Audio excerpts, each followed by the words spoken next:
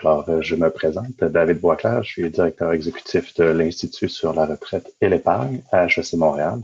Je vais animer la prochaine séance qui vous présentera des travaux des professeurs Martin Boyer et Marie-Louise Leroux, donc sur des enjeux de perception des risques et d'assurance soins de longue durée et un peu sur les préférences des Québécois, si on peut dire, dans le contexte actuel en matière de soins de longue durée. Alors, Martin et Marie-Louise ont une quinzaine de minutes chacun pour leur présentation. On pourra ensuite prendre quelques questions, toujours par la fonction questions et réponses du webinaire. Donc, Martin, si tu es en mesure de partager tes diapos, la parole serait à toi.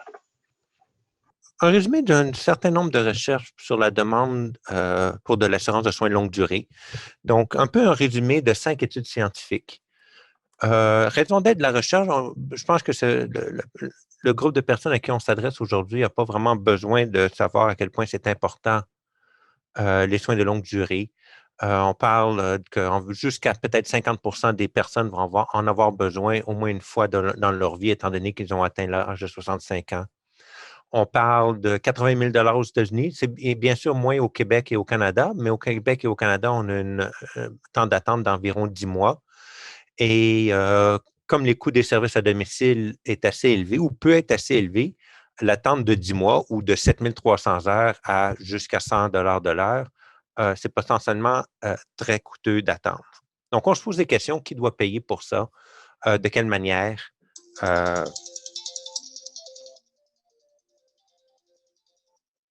Désolé, je ne voulais pas être en retard. Puis,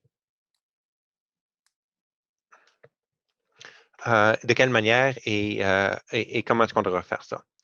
Donc, voici les études, donc des études scientifiques qui ont été publiées ou bien par moi ou moi et mes co-auteurs, surtout Philippe Denondère, Claude Fluet, Marie-Louise Leroux et Pierre-Carl Michaud. 3 articles que je trouve de grande importance, d'autres avec Franca Glenzer, d'autres des rapports Cyrano qu'on voit en haut, et tout ça grâce à 2 importantes subventions de recherche, une du Conseil de recherche en sciences humaines du Canada et une autre du ministère des Finances du Québec.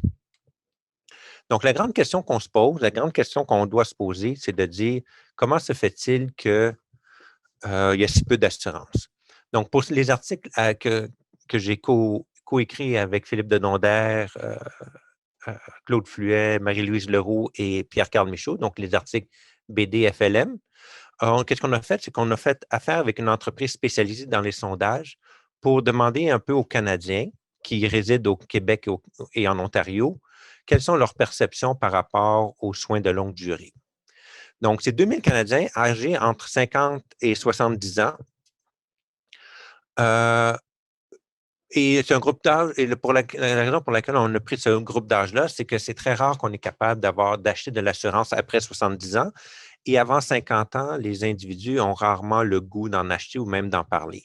Donc, c'est le groupe d'âge qui est le plus propice à acheter ce type d'assurance. Donc, qu'est-ce qu'on remarque dans le sondage, c'est que ces personnes-là qui sont le plus propices, les plus enclines à vouloir avoir ce type d'assurance ou se poser des questions par rapport à ce type d'assurance, ils ont des connaissances assez limitées quant aux institutions et ils ont des perceptions biaisées quant aux coûts et risques des services de longue durée. Il n'y a pas d'antisélection. On ne trouve aucune évidence d'antisélection et une élasticité prix assez faible, ce qui veut dire que la demande est assez inélastique, elle n'est pas parfaitement inélastique, mais la demande ne varie pas autant par rapport au prix qu'on pourrait le penser pour d'autres biens. Ceci étant dit, qu'est-ce qu'on voit, c'est qu'il pourrait y avoir des gains de bien-être importants si on pouvait avoir une population qui était un peu plus au fait de la nature des services, des contrats et des institutions dans ce marché. Ceci étant dit, dans ces résultats de recherche, donc notre premier résultat, c'est de dire que seulement 30% des Canadiens âgés de 50 à 70 ans qui seraient prêts à payer pour se procurer une assurance de soins longue durée, même au prix actuariel le plus faible possible. Donc, on peut penser que c'est beaucoup, on peut penser que c'est peu, mais c'est ce qu'on trouve, c'est au plus, c'est 30%. Donc, ça nous amène à se poser la question, est-ce qu'on devrait avoir une offre publique de soins? Une offre publique de soins, ce serait intéressant de voir ça si on a des individus qui sont mal informés ou des individus ne peuvent pas se permettre d'acheter une telle assurance ou qu'il y a d'importantes imperfections de marché. Mais notre étude, notre analyse n'offre aucun support pour de telles prémices, entre autres parce qu'il y a peu de différence quant à la perception des risques des personnes qui s'assuraient et qui ne s'assureraient pas. Donc, la demande d'assurance ne vient pas d'une mauvaise perception des risques. Le coût de se procurer une assurance n'est pas si élevé quand on regarde ça sur l'ensemble d'une vie et le problème d'asymétrie d'information sont assez faibles. Donc, les 3 raisons pour lesquelles l'État devrait intervenir massivement, bien, 3 de ces raisons-là, on ne les trouve pas dans notre sondage. Donc, le deuxième résultat de pourquoi si peu d'assurance, ben, des choses qui peuvent arriver, c'est de dire qu'on a un manque de connaissance de ce type de protection, les coûts de transaction sont élevés et on a l'existence d'un programme public trop généreux.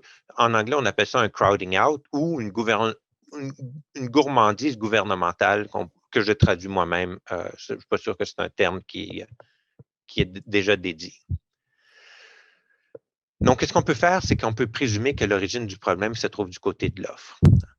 Et ça, on a ça parce qu'il y a seulement 10 des individus qui ont une assurance de soins de longue durée, qui en ont une, qui l'ont activement cherché. Donc, c'est un produit qui, on dit, qui se vend, qui ne s'achète pas. Donc, il y a 10 des gens qui ont une assurance, qui l'ont activement cherché. Et quand on parle aux non-assurés, il y a la moitié des non-assurés qui n'ont jamais entendu parler d'une telle assurance. Donc, l'industrie de l'assurance, et c'est la conclusion de ce second résultat, c'est l'industrie de l'assurance et les gouvernements doivent se partager une partie du blâme pour le manque d'information. C'est un peu aussi une conclusion dans Grignon et Bernier de 2012, une étude aussi sur les soins de longue durée au Québec et au Canada. Donc, encore, troisième résultat pour pourquoi si peu d'assurance. Et vous comprenez que je résume ici en quelques diapositives 5 études complètes. Donc, je vous invite à lire les études si vous voulez avoir les détails plus précis de qu'est-ce qu'il y a à l'intérieur de ça. Donc, troisième résultat, pourquoi si peu d'assurance? Il y a la possibilité qu'il y ait une très grande générosité des programmes sociaux. Cette gourmandise gouvernementale, ce n'est pas seulement attribuable aux subventions des services de soins de longue durée. Entre autres, on peut blâmer le système canadien de financement de la retraite qui offre des promesses de revenus sans égard aux risques des individus. Et bon, ben, ce type de programme-là, le régime de pension du Canada ou le régime des rentes du Québec a des grands avantages, mais un des avantages, c'est que ça réduit la demande d'assurance et ça réduit l'épargne privée en même temps. En tout cas, au niveau de l'épargne privée, ça fait longtemps qu'on sait ça. Donc, si c'est un souci, si cette gourmandise gouvernementale est un souci, mais on veut quand même garder une protection sociale, qu'est-ce qu'on peut faire? C'est que il y a des manières de réduire la volonté des Québécois et des Canadiens à utiliser les services sociaux. Une manière, c'est en baissant la qualité de ces services-là, donc augmenter le temps d'attente ou le nombre d'individus par chambre. Deuxième possibilité, c'est en aidant, en subventionnant, par exemple, l'achat d'assurance. Je propose quelque chose ici, c'est en rendant les primes déductibles. Une autre possibilité, c'est en rendant obligatoire une épargne SLD au même titre que le RPC et le RRQ, le Fonds pour le revenu de retraite. Quatrième et dernier résultat ici, au niveau des perceptions des risques, le problème ici, c'est que, ou le défi en termes de politique publique, c'est qu'on a 3 niveaux de risque auxquels on s'expose par rapport aux soins de longue durée. Le premier, c'est de vivre longtemps. Le deuxième, c'est d'avoir besoin d'aide avec les activités quotidiennes. Et le troisième, c'est d'avoir besoin de soins de longue durée. Or, qu'est-ce qu'on remarque? C'est que ces 3 risques-là, la perception de ces 3 risques-là n'est pas toujours biaisée à la hausse ou toujours biaisée à la baisse. Donc, on sous-estime les risques d'avoir besoin d'aide avec les activités de la vie quotidienne, mais on surestime les risques de vivre jusqu'à un âge avancé ou de se retrouver dans une résidence pour personnes âgées. L'autre chose aussi, c'est que les individus, quand on leur pose des questions, sous-estiment la corrélation entre le risque d'avoir besoin d'aide avec les activités de la vie quotidienne et le risque de se retrouver dans une résidence pour personnes âgées. La corrélation est plus grande en réalité que ce qu'on retrouve quand on demande aux individus leur perception de la chose. quand on corrige les 3 dimensions du risque, qu'est-ce qu'on pourrait faire? C'est d'augmenter au plus la demande d'assurance d'1 point de pourcentage.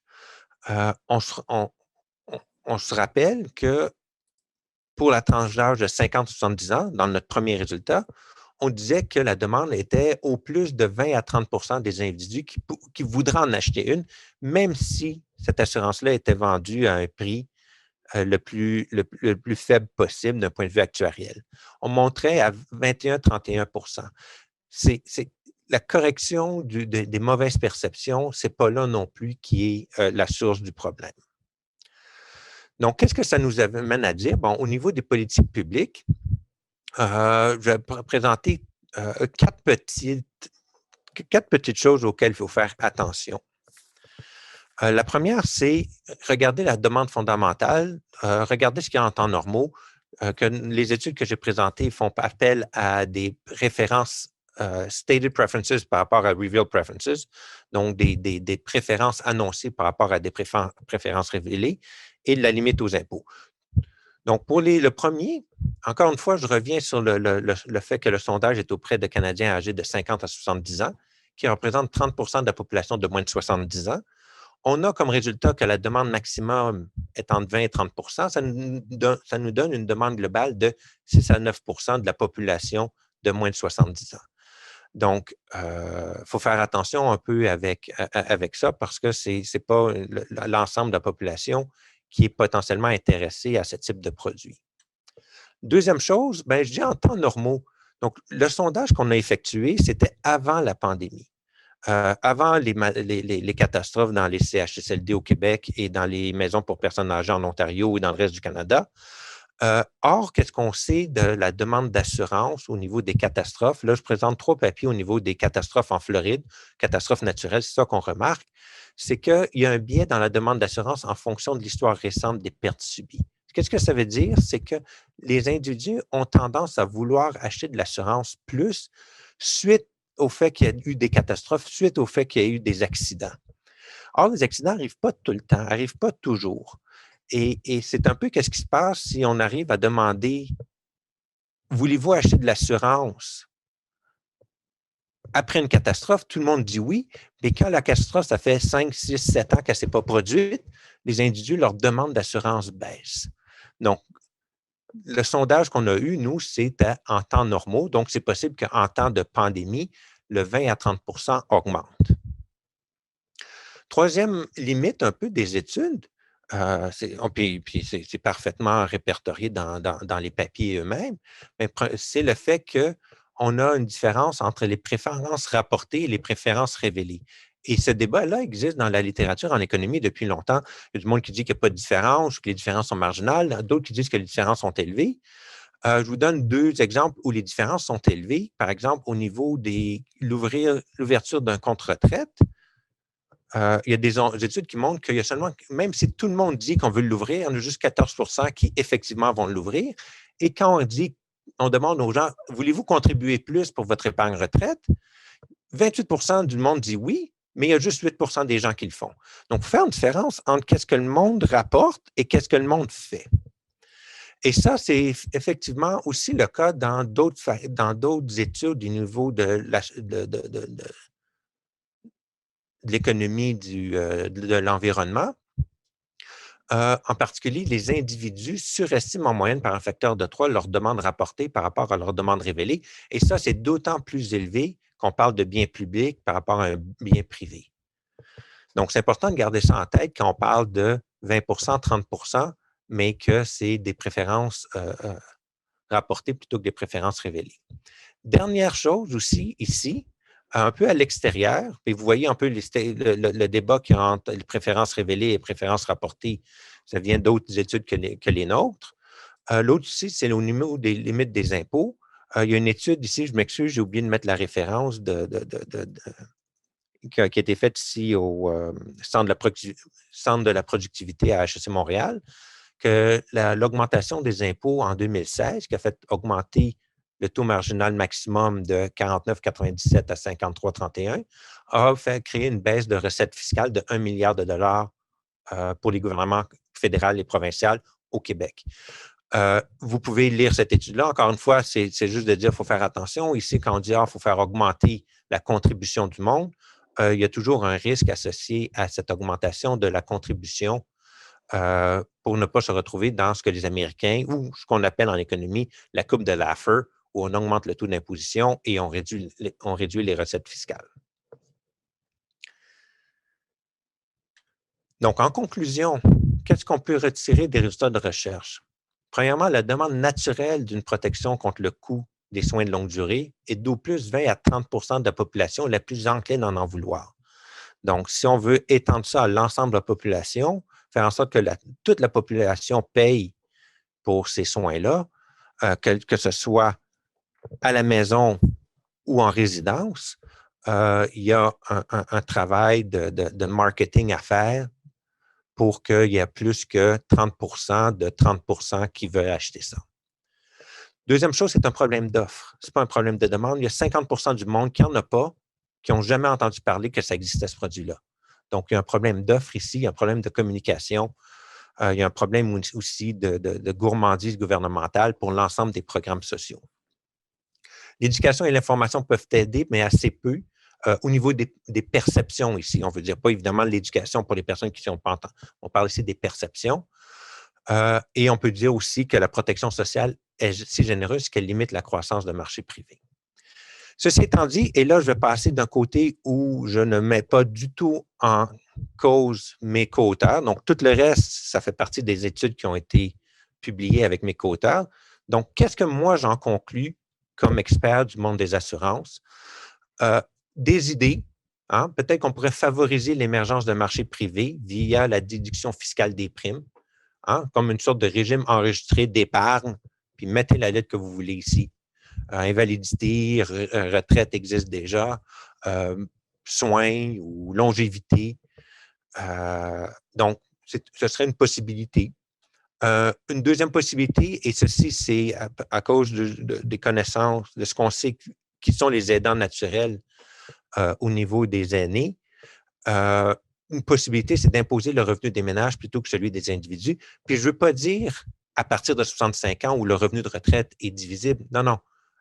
Un impôt des ménages dès le début pour que justement permettre aux ménages d'accumuler des ressources pour venir en aide aux personnes, à la personne dans le couple qui va devenir vieille et indigente plus tard dans leur vie. Troisième possibilité, d'un point de vue d'économie politique ici, possiblement, et je sais que c'est discuté, je ne sais pas à quel point c'est discuté et à quel point c'est sérieux, mais peut-être inclure les soins de longue durée dans la loi canadienne sur la santé. Puis pourquoi faire ça?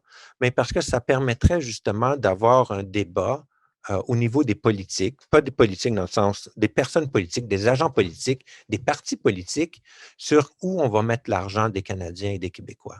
Est-ce qu'on met l'argent dans les soins de longue durée ou dans l'éducation postsecondaire?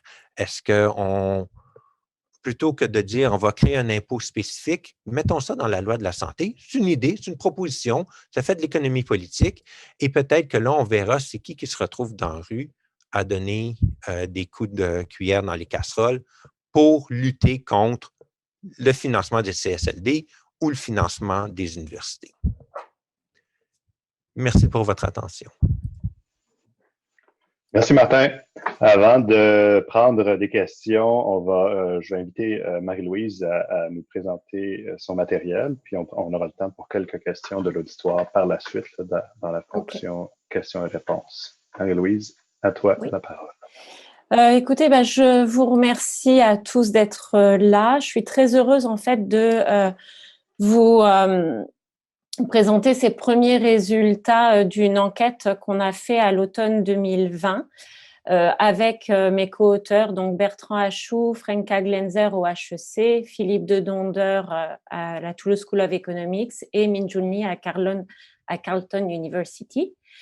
Donc, l'objectif de cette enquête, c'était de mesurer à quel point nos aînés, donc on a une population entre 50 et 69 ans, allaient être enclins à vouloir aller en CHSLD ou avoir plutôt accès à d'autres types d'hébergement et comment ce qu'on a appelé en fait l'aversion à aller en CHSLD a pu être modifiée suite à la pandémie, donc de Covid-19, bien entendu.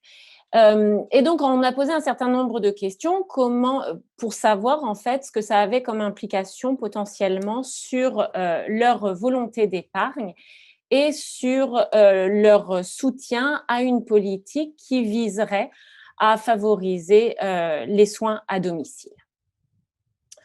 Donc, en fait, le contexte pour cette étude, c'est qu'il y a un constat important, c'est qu'au Québec, on a à peu près 9,5% des 65 ans et plus qui vivent en CHSLD et en résidence pour aînés. Si on se concentre sur la première vague et sur les CHSLD, au Québec, c'est à peu près 70% des décès qui ont eu lieu en CHSLD. Donc, tout le monde s'entend à dire, ça a été largement relayé par les médias, que les CHSLD, ce sont eux qui ont été le plus frappés par cette pandémie.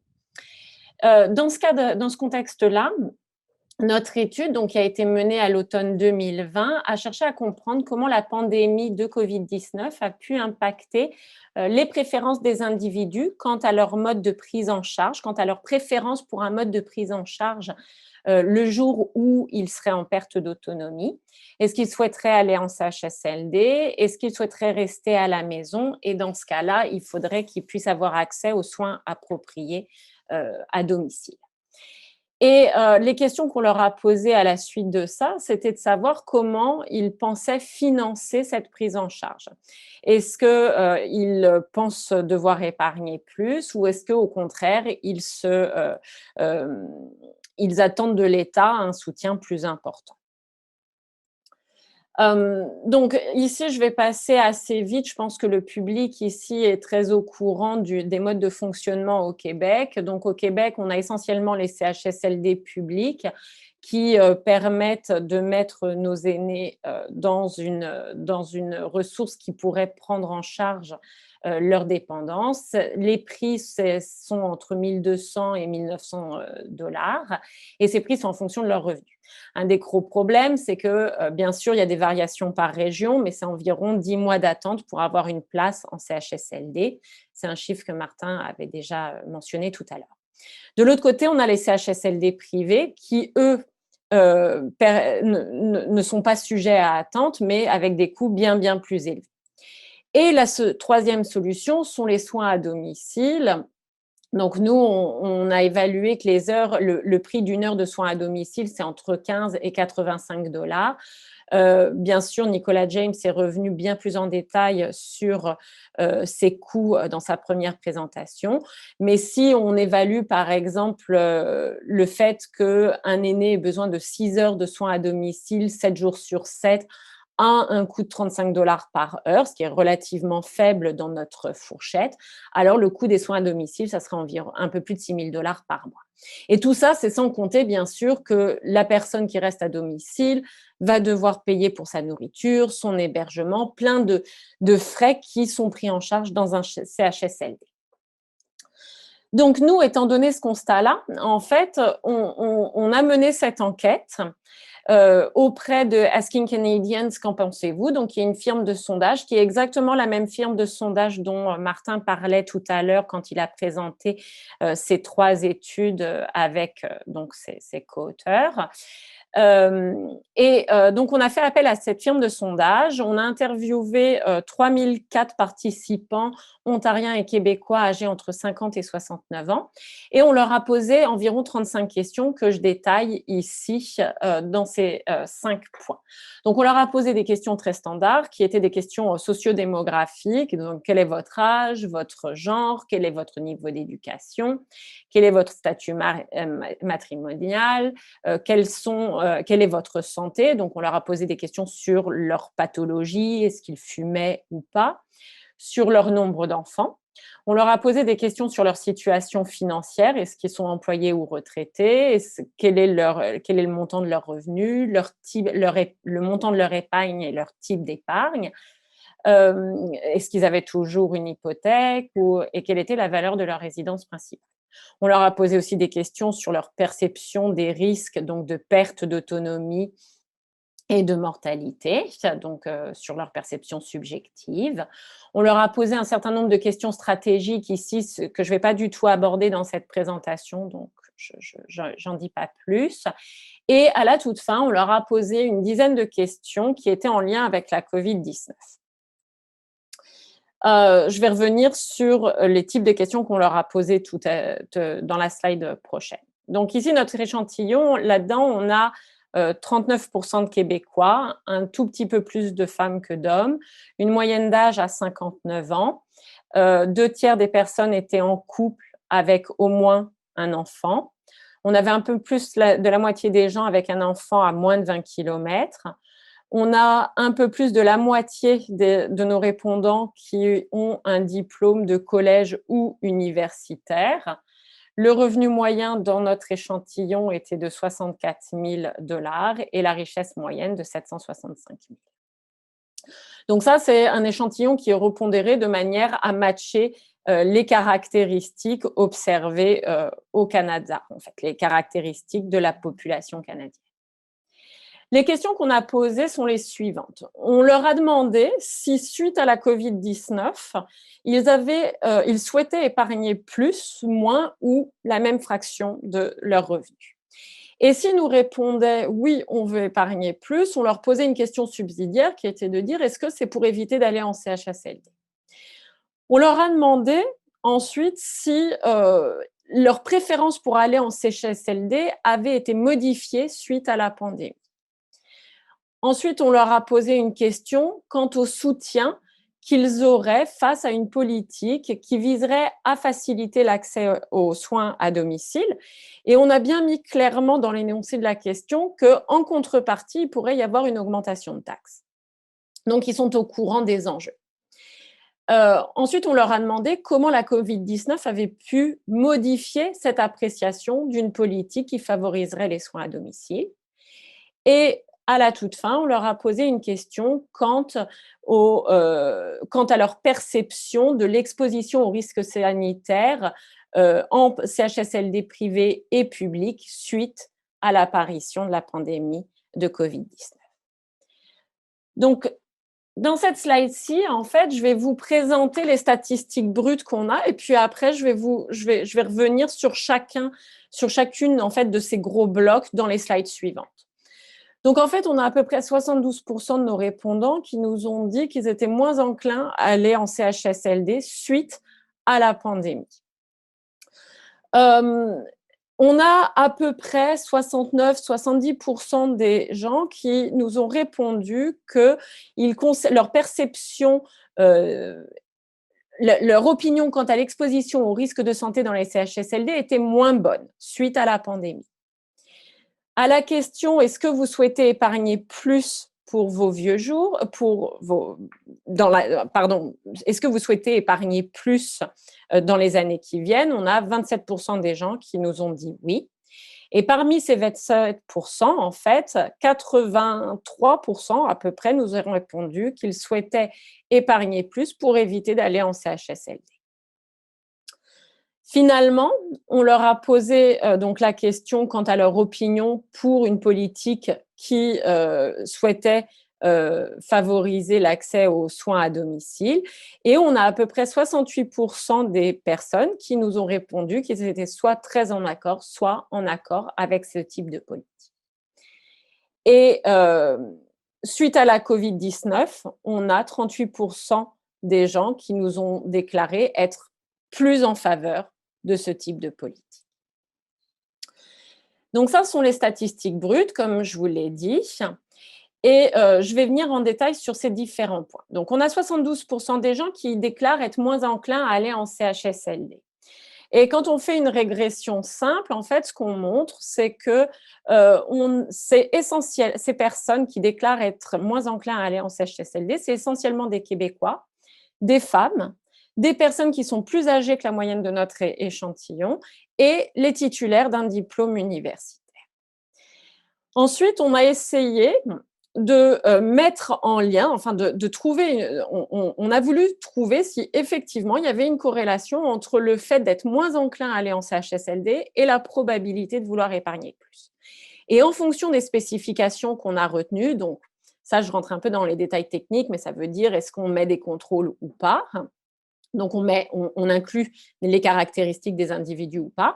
On arrive à montrer qu'être moins enclin à aller en CHSLD va augmenter la probabilité de vouloir épargner plus entre 8,5 et 14%, donc dépendamment de nos spécifications.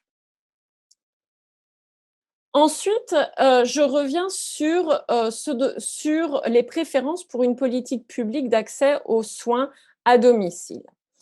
Donc, ici, on leur a demandé quelle a été leur appréciation pour une politique augmentant l'accès aux soins à domicile. Et ce qui est le plus important dans ce graphique-ci, c'est vraiment les 2 dernières barres de l'histogramme. Ce que dit ce graphique-là, cet histogramme-là, c'est tout simplement qu'être moins enclin à aller en CHSLD va augmenter la probabilité d'être très en faveur de la politique de près de 24%, contre seulement 13% pour les gens qui se sont déclarés être moins enclins ou également enclins à aller en CHSLD.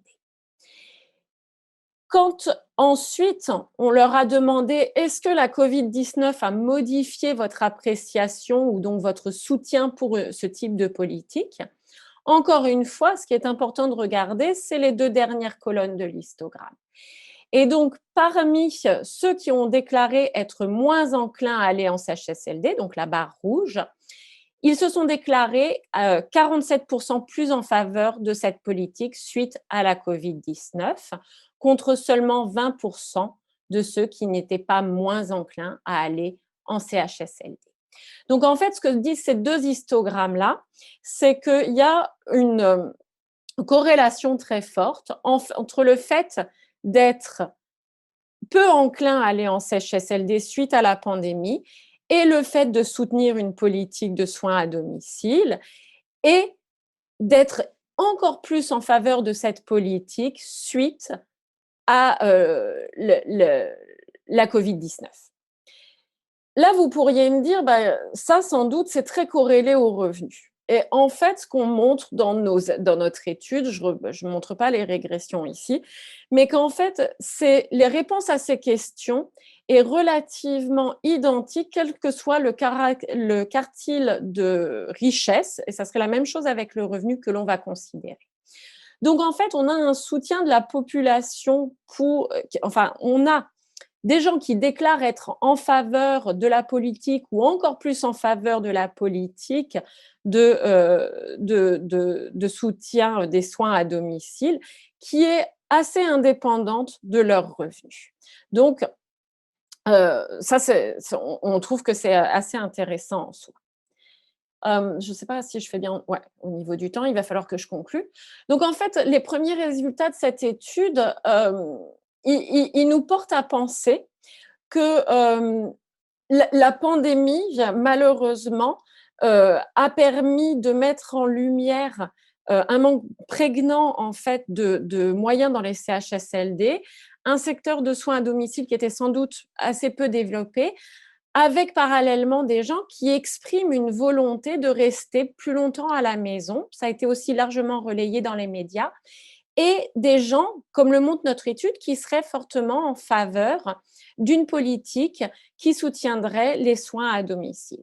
Donc, si je puis dire, la période est favorable à mettre en place des politiques fiscales et sociales qui pourraient garder nos aînés plus longtemps à la maison. Voilà, je vous remercie et j'espère que je n'ai pas trop abusé de mon temps. Non, c'est parfait. On se porte très bien au niveau du temps. Merci à vous deux. Donc, il y a quelques questions qui ont déjà été soumises par le biais de la fonctionnalité questions-réponses. Si les gens dans l'histoire ont d'autres questions pour nos conférenciers, ce serait un bon moment.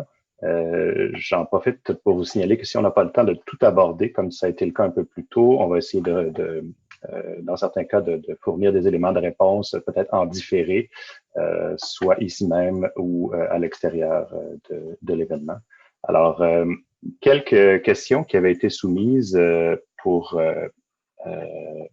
Martin, donc est-ce que, je transmets les deux questions. Je pense que la réponse est d'intérêt pour ceux qui ne l'auraient pas vu par écrit.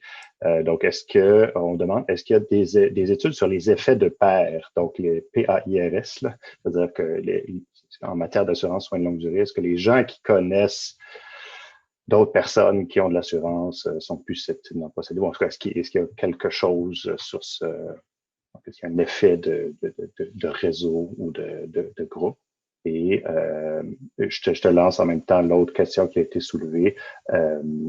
On mentionne les faibles revenus d'un grand nombre de retraités canadiens et québécois et on demande est-ce que ces gens-là peuvent envisager ou pourraient se permettre d'acheter une assurance sur une longue durée? OK. Merci, David. J'avais répondu rapidement dans le question-réponse à Bernard Fortin et à Pierre-Claude Poulain et à Régent Hébert qui avait posé une autre question. Au niveau de l'effet des pairs, c'est une bonne question. Dans le sondage qu'on nous on a posé au niveau canadien, jamais on s'est, pour les personnes qui ont activement cherché une assurance eux-mêmes, jamais on s'est fait dire « Ah, j'en ai acheté parce que mon cousin, mon voisin, mon frère en a acheté. » Donc, l'effet des pairs, c'est une très bonne question. On aurait pu poser la question, on ne l'a pas fait. On avait une question ouverte de pourquoi vous l'avez acheté. Personne ne nous a dit c'est parce que quelqu'un d'autre en a acheté. On sait que l'effet des pairs est important dans d'autres types d'assurances. Je n'ai pas la réponse. Donc, je n'ai pas la réponse pour ça. Au niveau de la question de M. Poulain qui dit que 45% des retraités canadiens donc, ont moins de 20 000 $ de revenus par année, c'est vrai. Mais c'est pour ça que quand on essaye de trouver une manière de financer les soins de longue durée, on essaye de trouver une sorte de manière de financer ces soins-là au moyen d'épargne avant la retraite. Et c'est pour ça qu'on s'est concentré principalement sur la tranche d'âge de 50 à 70 ans, là où dans un aspect de revenu global d'un individu, c'est la tranche d'âge dans laquelle nos revenus sont le plus élevés. C'est le moment aussi où les individus sont le plus enclins à penser à leur retraite. Et c'est là qu'on pense qu'il y a un peu plus de chances d'avoir une demande naturelle d'assurance. Et en dépit de ça, en dépit du fait qu'on a regardé une partie vraiment précise de la population, la demande est au plus 30% de la population canadienne. Donc, après 70 ans, c'est trop tard. Les coûts deviennent prohibitifs. Mais à 50 ans, les coûts demeurent élevés, mais moins que si vous achetez de l'assurance à 70 ans. C'est comme la police d'assurance vie. Vous achetez de la police d'assurance vie à 25 ans, ça coûte moins cher qu'à 85 ans. Et c'est le même principe avec les soins longue durée. Là, c'est là où les gens ont en principe aussi un revenu potentiellement un peu plus élevé. Merci, Martin. On a juste le temps pour une question rapide, Marie-Louise. C'est une question qui a été posée, donc en question-réponse. Donc, c'est sur les différences Québec-Ontario. Parce que je pense que dans votre enquête, en fait, c'était Québec et Ontario. Donc, oui. Une question de façon plus large sur les autres provinces, mais peut-être la question est quand même pertinente. Est-ce que vous avez observé, vous, des différences dans votre travail entre le Québec et l'Ontario?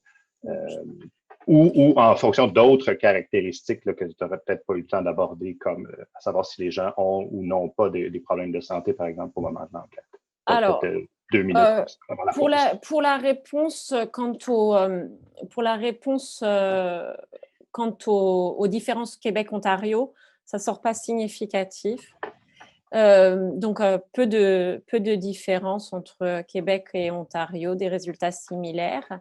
En termes de problèmes de santé et soutien vis-à-vis de la politique, là encore une fois, ça sort pas significatif pour le moment. Donc ça, c'est les premières estimations qu'on a faites, mais a priori, il y a vraiment un très très fort lien entre le fait de pas vouloir aller en CHSLD et le soutien à la politique, mais les caractéristiques individuelles ne sortent pas encore significatives. Bon, très bien, merci. Malheureusement, c'est tout le temps qu'on a dans notre horaire chargé. On sera à l'affût d'autres résultats, d'autres échanges sur ces questions-là. Merci beaucoup. Merci beaucoup pour votre présence aujourd'hui, Martin et Marie-Louise. Merci à tout le monde. On va prendre une pause de quelques minutes, moins de 10 minutes. On va reprendre à 10h10, très précise, pour la suite de notre programme de la matinée.